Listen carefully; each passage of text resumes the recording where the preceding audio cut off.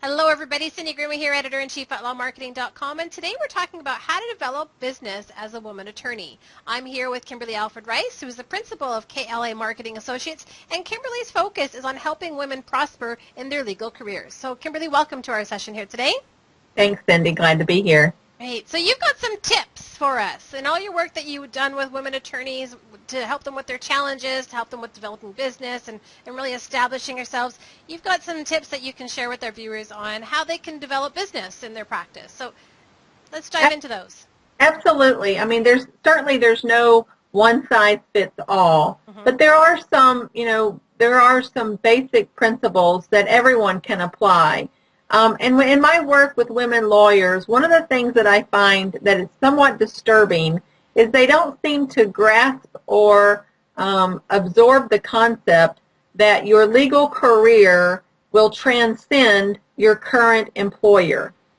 So if folks are working in law firms, almost regardless of how well or not so well they're being treated and or being prepared or groomed to take on more responsibility or on the partner track, whatever their goals are, is that studies show us that women are much more likely to kind of just stay in their current position, whether or not it's really working for them. So, if you think of, I would encourage your listeners to think that, if you're in this for the long haul, then, there's certainly a lot to be said for taking a more broad approach to your career development.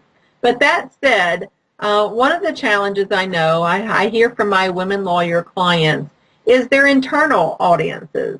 And that is, their supervising partners, their practice group leader, their managing partner, or their management committee.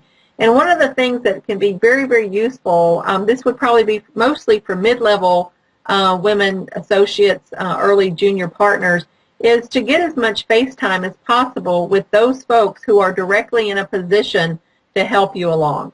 That could be, maybe even making a one-on-one for a coffee or a lunch ever so often with maybe members of the management committee or their practice group leaders, but finding a way to get one-on-one to develop and cultivate the relationships with those folks whose real future is, your future is in their hands as long as you're with that law firm.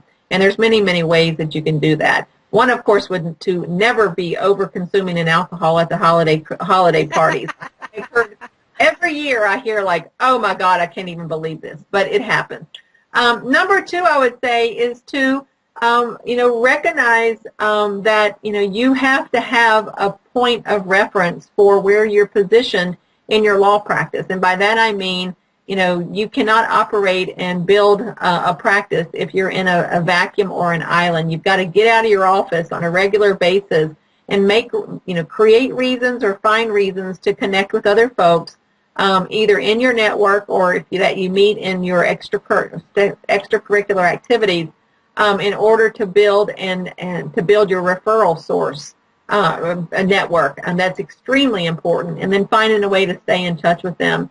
And then thirdly, I think is, these may seem simplistic, but the follow-up and the follow-through. When you are in targeted networking situations, are you approaching them with the, with the right attitude in mind as far as how you can help others, because that is that karmic action in place that if you're helping others, then others will want to help you and over the long term. And then you're involved in activities, whether it's at the Bar Association or trade groups or business organizations in your area, that you are really meeting on a regular basis those folks who would be able to either refer you to folks who have legal needs and that you could take care of in your legal services, and or they would maybe be in a position to retain you directly.